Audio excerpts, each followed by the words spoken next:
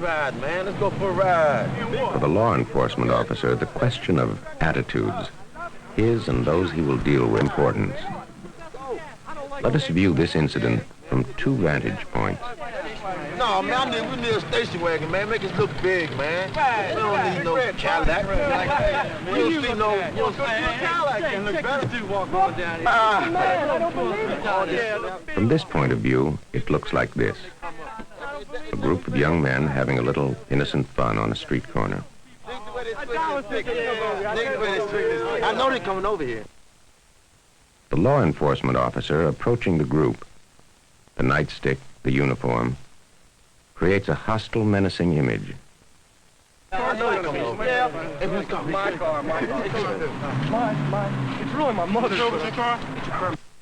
Unnecessary physical contact further escalates the sense of hostility. Where's your permit? Oh, it's in my other pants, man. Where's your other pants at? In my closet. You don't look like you have. Hey, get out the car. Get your hand off the car. Get off the car. Get off the car. Off the car. This arbitrary and threatening attitude is seen as further proof of hostility. Get off. Something, what do you got to do with it? No more. I'm with you. Back up the car. Get off the car.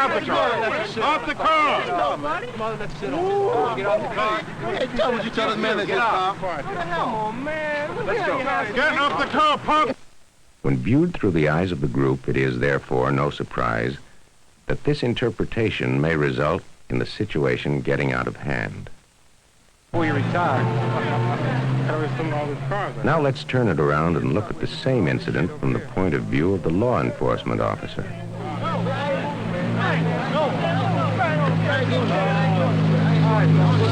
Take that shit home, man. We ain't doing nothing wrong. From this vantage point, the hostility, anger, and negative attitudes of the group, perceived by the law enforcement officer, influence his behavior. Get off the car. I told you the car was Get off the car. I don't care whose car it is. Get off the car. Well, Get that shit back to the precinct, man. Get that. Come on. The dynamics of the situation are indeed a question of attitudes. Officer friendly. What's up, fellas? Not much. What you plan on doing here? Loiter a little bit. Loiter a little bit. Whose car? My car. Let's see your registration for the car. It's in my other pants, you know. You don't look like you have another trespass. You got it. Get off the car. Watch that window, man. I told you to get off the car. I ain't getting off no car. Attitudes, a very important element in shaping the behavior of people, is what we want to take a look at today. Attitudes are tied in with feelings, beliefs, opinions. People have feelings, beliefs, opinions, or views about all sorts of things. The way people feel about things determines, to a great extent, what they do about them. It is common knowledge that everyone develops attitudes, and the important thing to bear in mind is that behavior is influenced by them. Attitudes are definitely an important factor in police performance. Your attitudes and those of the people you contact. There is a point which you as a police officer should always keep in mind. It is a very important point and one which has far-reaching significance for your success in dealing with people. The point is this: the way a person reacts to you depends to a considerable extent on what he thinks your attitude is. Notice that I did not say his reaction depends upon your attitude. What I said was, it depends on what he believes your attitude is. The same is true of your reaction to persons you contact. What you say and do, and what the other person sees, may be quite different. But what you do is based upon your concept of reality. You cannot actually see an attitude. All that you can do is make inferences from the behavior that a person holds a certain attitude. Now, the inferences you make about the attitudes of a person with whom you have contact help to determine the way you react to him. On the other side, John Q. Citizen's reading of your attitude helps to determine his reaction to you. If it appears to you that you are facing a man who detests police or who regards you with contempt, your reaction to him will be quite different, naturally, than it would be if he seems to be reasonable and respectful. For his part, the citizen reacts to you also according to his judgments of your attitudes toward him. In this respect, there is nothing essentially different about police and citizen contacts. Attitudes play a similar role between people in all walks of life. The first situation we will examine is that of a simple one-to-one relationship between officer and citizen. His very first contact with this citizen is overly aggressive and threatening.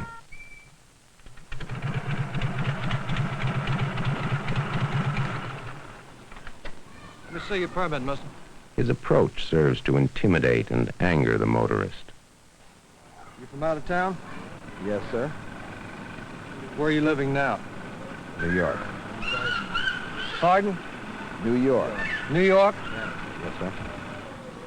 About all you New Yorkers drive the same way. They don't make those lights back there any redder than what you just come through. I'm very sorry about that. It is possible now to analyze the same incident and note the key differences that can bring about a far more productive result.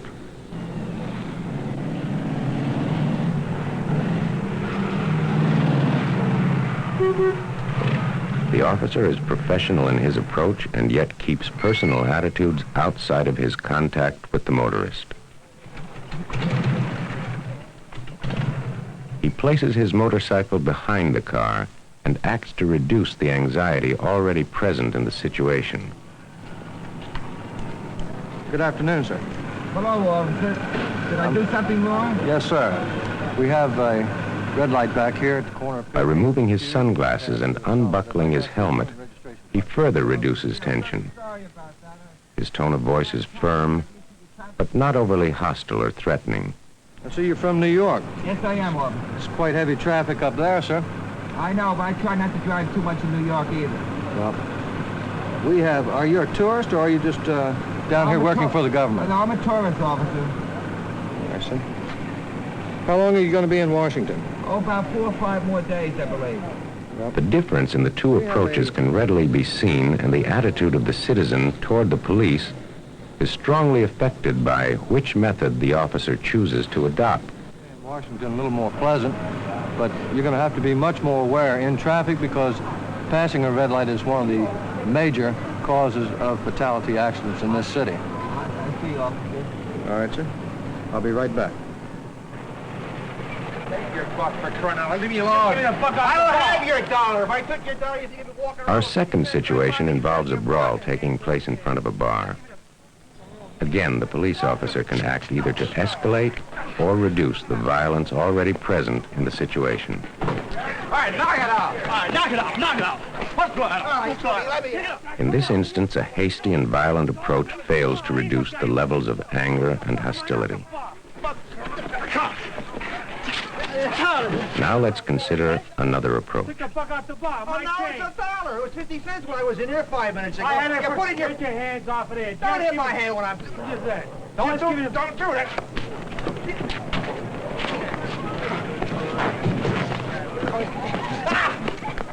In this instance, the police officers act to reduce the conflict and separate the participants, offering a reasonable and effective alternative. What do you mean, what's the problem? He makes $7 an hour. He's bitching about 7. Ain't a friend of yours? He used to be a friend of mine. How long you been knowing? You know, 7 years. Why? 7 years? Come now, come now. That son of a gun called me a liar in front of all my friends inside there. Yeah, but y'all had arguments before, haven't you? I'm sitting there. I go into John, I come out, there's a buck missing head in front of my bed. Hold it down. Who got your dollar? This guy over How do you here. know he got your dollar? I was sitting there, I put the dollar, had All some right, check change your in front of my pockets. bed. Check your I pockets. checked my pockets. Check them again. I ain't How got much you nothing. been drinking tonight? I only had a couple of beers. How This many? guy's in a couple of beers. All I right. go to John, I come back. This You guy's wanna going out press the door. charges? Huh? I don't want to press no charges when you get the dollar. No, we're not going to lock you up. We think that you're still going to be friends. All you need to do is talk to each other. If you talk to each other, I'm sure you'll sell the whole thing amongst yourselves. There won't be no problem at all, okay? Okay. You ready to go over and talk to him? You going to be friends now? Not argue? Come on now, shake hands. Well, you know what we used to. I didn't take it. I swear I didn't take it. You know, I didn't take it. The end result of this second approach reduces the incidence of violence, avoids adding another case to the already crowded court dockets, and tends to create a more positive attitude on the part of the public toward the law enforcement officer.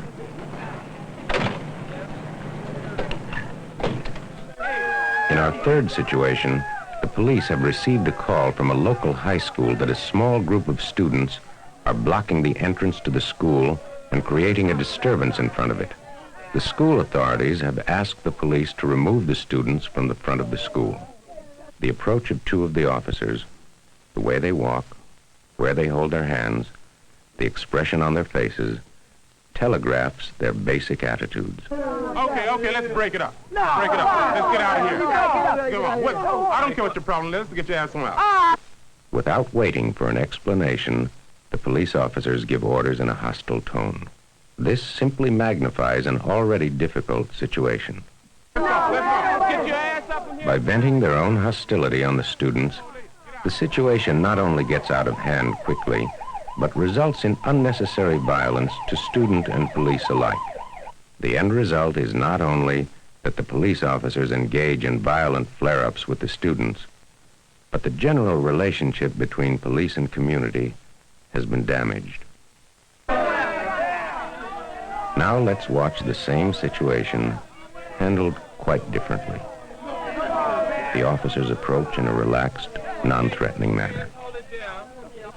Now, what seems to be the problem, Hey, we not bothering y'all, so why should y'all come bothering us? I tell you, you're all standing here now, you're blocking the entrance of the school so that others cannot come in. Now, what seems to be the problem? Why don't everybody sit down and listen for a minute? Their tone of voice is authoritative, professional, but reasonable. In situations involving large groups of people where there is present a great deal of built-in hostility, it lies within the ability of the police officer to reduce that hostility or magnify it. Everything he says or does affects the outcome. The class teacher put you out the room until you get a pass. Get the pass, he tell you to go out the room anyway. Do a report on such and such. Well, So I tell you what, this is not the way to take care of the problem. You don't stand out here because it's illegal to stand out here and block the entrance of a school. This is illegal. Man, Man, don't teach in there always messing with somebody. Man, going to the gym, don't change up, you gotta get back. I be here every day. I be right here. I ain't going nowhere.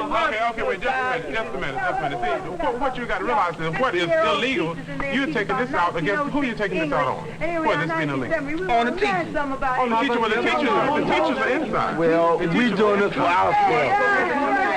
We want education too, you know. Well, okay, but what you're going to have to do is get your group together. Not We together. No, you together. Okay, right, now so you together. But you got to be organized in such a way that when you go up there to talk to them, they'll listen to you. They don't listen to nobody. They don't listen to nobody. It's hard, man. You know what I mean? That's what I'm talking about. Every time you try to do something to help yourself, somebody got to come in and mess it up. No, but they're not interested in what you're doing out here. It's our problem once you come out here, the police problem. You know, that's all right. That's all right. Why don't you come back here tomorrow morning, man? Right here. And let someone I'm not leaving. I'm not leaving. I'm doing something. After every damn thing. Y'all, man, y'all finna know what you in the first place. Come back. I want y'all leave it alone. Done that for you. I want y'all leave it alone. Why not? But I'm not. Are you going to talk to the principal? How are you accomplishing anything by just standing out here? Oh, man, they ain't got no business talking to us. You leave the school, you get locked up. You stay to school, you get locked up. Why you saying? Let's get locked up. Let them try to put me off the sidewalk. In each of these situations, we have clearly seen how the attitudes and approaches of the police officer have had a decisive and vital effect on the end result. Meet me on your lunch hour. That's what you get. In practical terms, The management of attitudes by police officers can be summed up in a few points. 1, an officer's private attitudes should not be permitted to influence his official decisions. He must strive for a high degree of objectivity in his work. In short, he should not make judgments on the basis of his own ideas of right and wrong or his likes and dislikes. 2, an officer should not become personally involved when making an arrest. He must not look upon a violation as a personal affront. It is a wrong against the state, the people, and not against him personally. 3, nobody and nothing in the rules require an officer to like the people he deals with. Similarly, and more important, nobody and nothing in the rules says he must dislike them. However, bear in mind that if people either see or believe that you dislike them, your contact will always be more difficult and less effective. Remember the old proverb, it is easier to catch flies with sugar than with vinegar. 4, do not permit people to goad you into showing anger. There is another old saying, he who angers you conquers you. 5, try to show an attitude of neutrality and objectivity.